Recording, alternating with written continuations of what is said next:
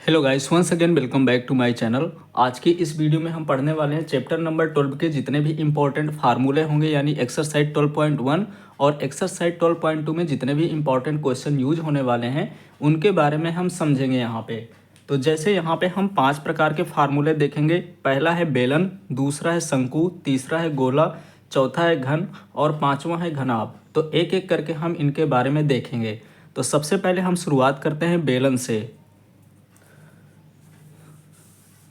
तो अगर हमने बेलन देखा होगा या सिलेंडर देखा होगा तो कुछ इस टाइप का होता है।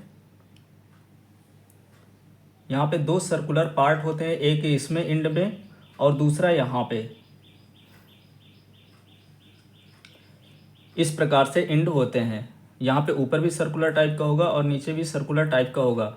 या हमने पाइप देखा होगा तो पाइप भी उसी तरह से बेलन के आकार का ही होता है।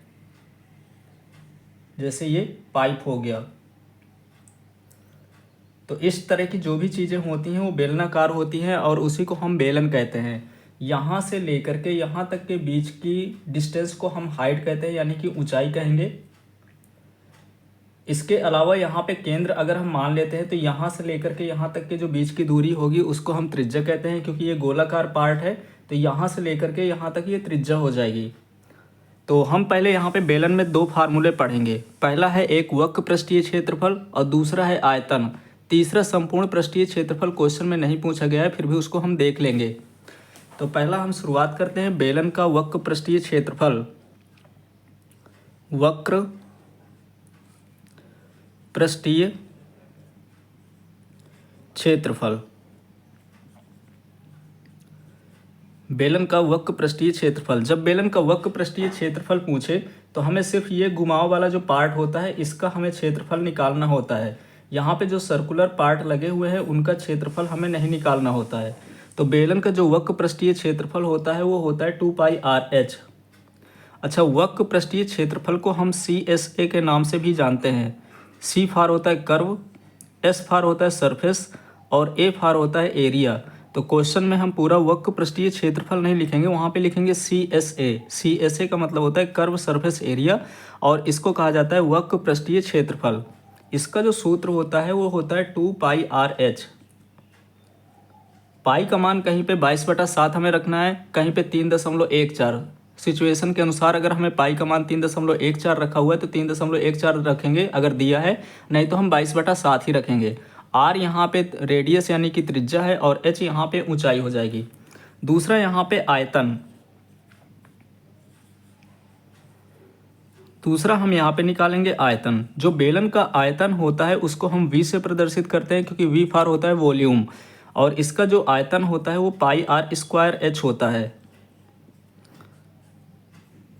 πr² हो जाएगा, यानी कि ये जो 2 यहाँ पे दिया है वो स्क्वायर में आ जाएगा, तो ये πr²h इसका आयतन हो जाएगा।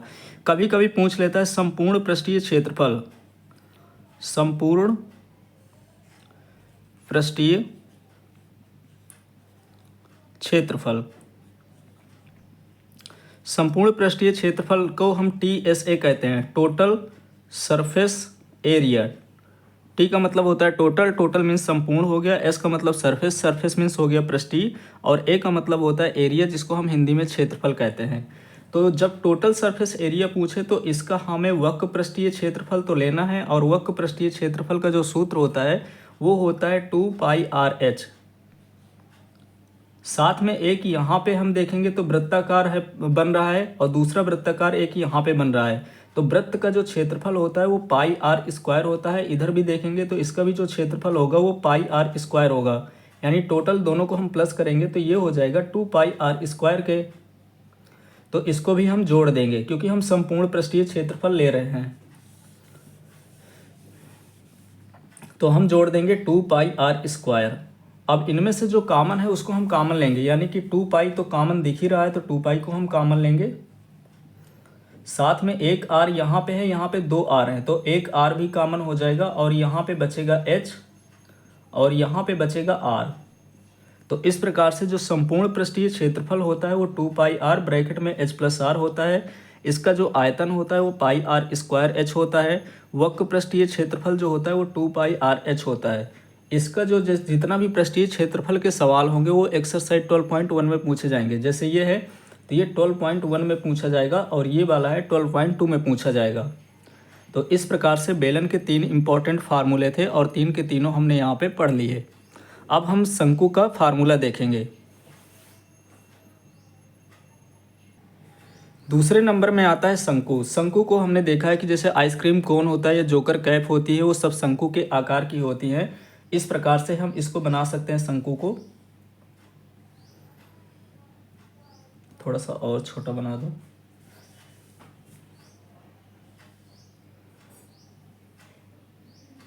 शंकु कुछ देखने में इस प्रकार से होता है, या इसको तो हम जोकर कैप भी बोल सकते हैं, या हम इस तरह से भी देखेंगे जैसे आइसक्रीम की कोन होती है वो इस टाइप की होती है। तो एक यहाँ पे वृत्ताकार होगा और दूसरा यहाँ पे कर्व होगा। तो हमें शंकु के 3 चीज़ पढ़ना पड़ेगा। पहला तो शंकु का वक्र पृष्ठीय क्षेत्रफल। वक्र पृष्ठीय क्षेत्रफल को मैंने पहले ही बताया कि उसको कर्व सरफेस एरिया कहते हैं, और कर्व सरफेस एरिया को शॉर्ट में CSA कहते हैं, यानी कर्व सरफेस एरिया वक्र पृष्ठीय क्षेत्रफल होता है। और शंकु का जो वक्र पृष्ठीय क्षेत्रफल होता है तो उसको देखेंगे तो सबसे पहले तो हम देखेंगे कि इसको कहते हैं स्लैंट हाइट, यानी कि तिर्यक ऊंचाई। और स्लैंट हाइट को हम L से प्रदर्शित करते हैं। यहाँ से देखेंगे, यहाँ से लेकर के अगर हम यहाँ पे एक आधार खींच देते हैं तो ये जो यहाँ से लेकर के यहाँ तक की दूरी है उसको हम कहते हैं h, और यहाँ से यहाँ तक की जो दूरी होगी उसको हम कहेंगे r। तो ये हो जाएगा स्लैंट हाइट, ये हो जाएगा ऊंचाई, और ये हो जाएगी त्रिज्या। तो हमें सबसे पहले शंकु का CSA निकालना है कि शंकु का CSA कितना होता है। तो शंकु का जो CSA होता है वो होता है pi into R into L. L का मतलब होता है तिर्यक ऊंचाई। अब एल कैसे आएगी ये भी बताऊंगा अभी। दूसरा यहाँ पे हमें वॉल्यूम निकालना है, यानी कि आयतन। आयतन तो अगर हमें बेलन का आयतन पता है तो हम शंकु का आयतन निकाल सकते हैं। बेलन का आयतन होता है पाई आर स्क्वायर एच, और शंकु का आयतन निकालने के लिए बेलन के आयतन में 1/3 कर देना है बस। तो जो आयतन होता है शंकु का 1/3 पाई आर स्क्वायर एच होता है। अब यहाँ पे जो एल आया है उसको हम कैसे निकालेंगे, तो एल को तो हम कहते हैं तिर्यक ऊंचाई। तिर्यक ऊंचाई, तिर्यक ऊंचाई यानी स्लैंट हाइट को हम एल से प्रदर्शित करते हैं। और हमें एल का मान निकालना हो तो हम इस फार्मूले का यूज करते हैं, यानी हाइट का स्क्वायर यानी ऊंचाई का स्क्वायर और त्रिज्या का स्क्वायर। तो रूट के अंदर h square plus R square हो जाएगा। इसके भी 3 इंपॉर्टेंट फार्मूले थे, तो तीनों इंपॉर्टेंट फार्मूले हमने यहाँ पे देख लिया। चौथा कभी कभी अगर पूछ लेता है कि इसका टोटल सरफेस एरिया यानी कि संपूर्ण पृष्ठीय क्षेत्रफल निकालिए, तो संपूर्ण पृष्ठीय क्षेत्रफल में वही curve surface area pi R L रखेंगे, और साथ में यहाँ पे जो वृत्त बन रहा है नीचे तो इसका क्षेत्रफल होता है पाई आर स्क्वायर, तो इसको भी हम रख देंगे। अब यहाँ से पाई आर और पाई आर दोनों कॉमन हो जाएगा, तो रूट ब्रैकेट में बचेगा यहाँ पे L प्लस आर। ये होता है इसका टोटल सरफेस एरिया। हालांकि ये बहुत ही कम पूछा जाता है या ना के बराबर पूछा गया एक्सरसाइज में। तो हमें यहाँ पे 3 चीज़ें देखना है शंकु में। एक यहाँ पे कर्व सरफेस एरिया यानी वक्र पृष्ठीय क्षेत्रफल, दूसरा आयतन, शंकु का जो आयतन होता है वो कितना होता है। तो शंकु का जो आयतन होता है बेलन के आयतन का 1/3 होता है, यानी कि 1/3 पाई आर स्क्वायर एच। और शंकु की तिर्यक ऊंचाई अगर हमें निकालना है तो √h square plus R square हो जाएगा। और शंकु का संपूर्ण पृष्ठीय क्षेत्रफल निकालना है तो पाई आर एल प्लस आर होता है। तो यहाँ से शंकु के फार्मूले कंप्लीट हो गए। अब हम पढ़ने वाले हैं यहाँ पे गोला। तो गोले के यहाँ पे जितने भी इंपॉर्टेंट फार्मूले होंगे तो उसमें पढ़ेंगे। अब तीसरे नंबर में है गोला। गोला में यहाँ पे 2 प्रकार के गोला हैं। गोला को हम स्फीयर कहते हैं। एक वृत्त होता है तो वृत्त को हम 2D फॉर्म में पढ़ते हैं, और गोला को हम 3D फॉर्म में पढ़ते हैं। यानी इसमें हाइट भी होती है, जैसे हम कह सकते हैं बॉल हो गया, फुटबॉल हो गया। तो ये सब गोला प्रकार के होते हैं, यानी गोल होते हैं, तो इसलिए हम यहाँ पे 3D फॉर्म में इसको पढ़ते हैं। अब गोले में कौन कौन से इंपॉर्टेंट पॉइंट है तो उसको हम देखेंगे। तो एक तो आता है गोले का आयतन, दूसरा आता है गोले का पृष्ठीय क्षेत्रफल। तो सबसे पहले हम यहाँ पे देखेंगे पृष्ठीय क्षेत्रफल। इसमें कर्व सरफेस एरिया नहीं, या संपूर्ण नहीं लेंगे, न कर्व सरफेस एरिया लेंगे। यहाँ पे हम सिर्फ लेंगे सरफेस एरिया यानी पृष्ठीय क्षेत्रफल बस लेंगे हम। पृष्ठीय क्षेत्रफल, क्योंकि ज़्यादातर पूछा जाता है कि गोले का पृष्ठीय क्षेत्रफल कितना है। तो पृष्ठीय क्षेत्रफल का जो फार्मूला होता है वो होता है 4πr²।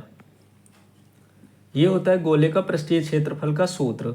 अगर अर्धगोले का पूछे तो हम इसी का आधा कर देते हैं। तो पहले हम यहाँ पे गोले का पृष्ठीय क्षेत्रफल देखेंगे, तो पृष्ठीय क्षेत्रफल होता है 4πr²। इसी प्रकार से आयतन, तो गोले का जो आयतन होता है वो होता है 4πr³, 4/3 πr³। तो यहाँ पे दो ही फार्मूले होते हैं गोले का, एक पृष्ठीय क्षेत्रफल, दूसरा होता है आयतन। तो पृष्ठीय क्षेत्रफल होता है 4πr² और आयतन होता है 4/3 πr³। इसको मैं यहाँ पे लिख दे रहा हूँ 4/3 πr³। इसके अलावा अगर हम यहाँ पे देखेंगे तो ये अर्धगोला है। अर्धगोला का मतलब होता है कि उसी गोले का आधा। तो अगर हमें अर्धगोले का निकालना है, अर्धगोले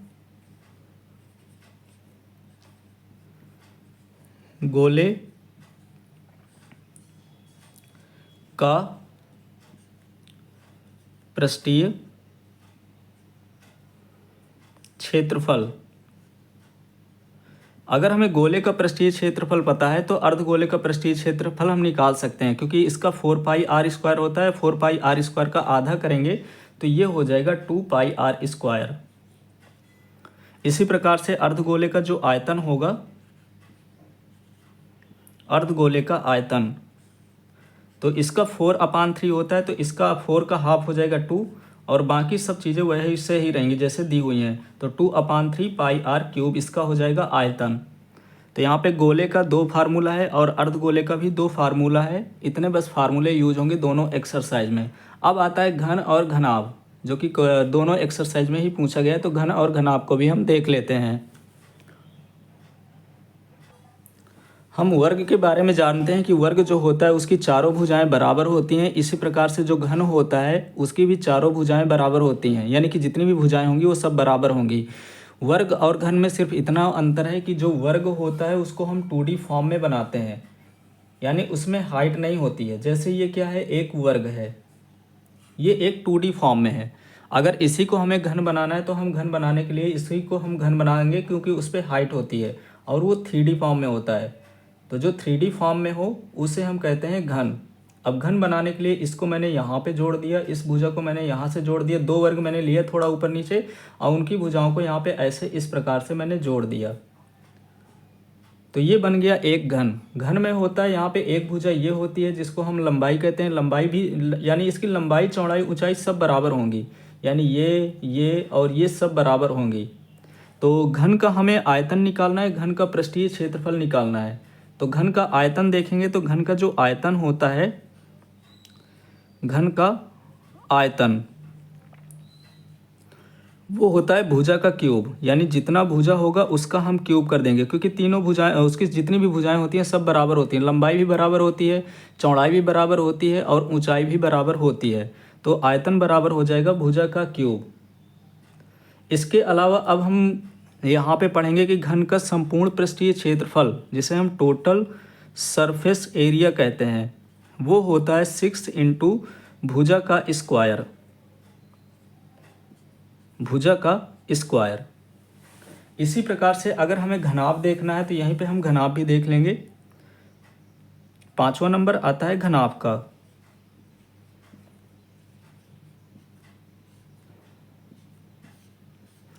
तो एक हम आयत यहाँ पे बनाएंगे।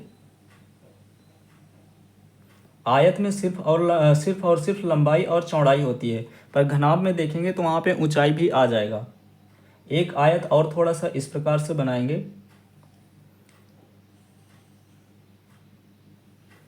और इसको भी यहाँ से मिला देंगे, इसको भी यहाँ से मिलाएंगे, इसको यहाँ से मिला दिए और इसको यहाँ से मिला दिए। तो ये एक प्रकार का घनाभ दिखाई दे रहा है। घनाभ में इसको हम लंबाई कहते हैं, इसको हम चौड़ाई कहते हैं और इसको हम ऊंचाई कहते हैं। इसकी लंबाई, चौड़ाई और ऊंचाई सब अलग अलग होती हैं। ये हो गया लंबाई यहाँ से यहाँ तक, यहाँ से यहाँ तक ये हो गया चौड़ाई, और इसको हम कहेंगे ऊंचाई। है तो इसी को हम यहाँ पे लिख दें, ये हो गया ऊंचाई। तो इसमें भी 3 चीज़ें होती हैं, लंबाई, चौड़ाई और ऊंचाई, तीनों की तीनों अलग अलग होती हैं। तो हम यहाँ पे सबसे पहले घनाभ का पृष्ठीय क्षेत्रफल लिखेंगे। तो इसका जो पृष्ठीय क्षेत्रफल होता है, पृष्ठीय क्षेत्रफल, पृष्ठीय क्षेत्रफल इसका होता है 2, और ब्रैकेट में एक बार हमें लंबाई का गुणा यहाँ पे करना है चौड़ाई के साथ, यानी कि L इंटू बी करेंगे। दूसरी बार हमें b का गुणा h के साथ करना है, यानी कि चौड़ाई गुणे ऊंचाई हो जाएगा। और तीसरी बार यहाँ पे h का गुणा हमें L के साथ करना है, h का गुणा हम L के साथ कर देंगे। तो इस प्रकार से जो पृष्ठीय क्षेत्रफल होता है वो ब्रैकेट के बाहर 2 रहेगा, L into B plus B into H और h इंटू एल। यहाँ पे L बराबर है लंबाई, b बराबर यहाँ पे चौड़ाई है, और h बराबर है यहाँ पे ऊंचाई।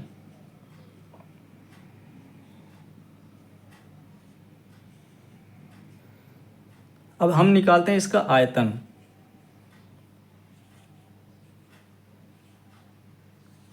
तो घनाभ का आयतन होता है L into B into H, यानी तीनों का मल्टीप्लाई आपस में करा देते हैं, L into B into H. तो ये होता है घनाभ का आयतन। इसमें दो ही चीज़ों की आवश्यकता पड़ेगी, तो हम यहाँ पे दोनों की दोनों चीज़ें लिख लिए। अब कभी कभी अर्धगोले का वक्र पृष्ठीय क्षेत्रफल पूछ लेता है, वक्र पृष्ठीय क्षेत्रफल हमने नहीं लिखा था, तो हम यहीं पे देख लेंगे कि जो अर्धगोले का वक्र पृष्ठीय क्षेत्रफल होता है वो कितना होता है। तो इसको मैं यहाँ पे लिख दे रहा हूँ, अर्ध गोले का वक्र पृष्ठीय क्षेत्रफल।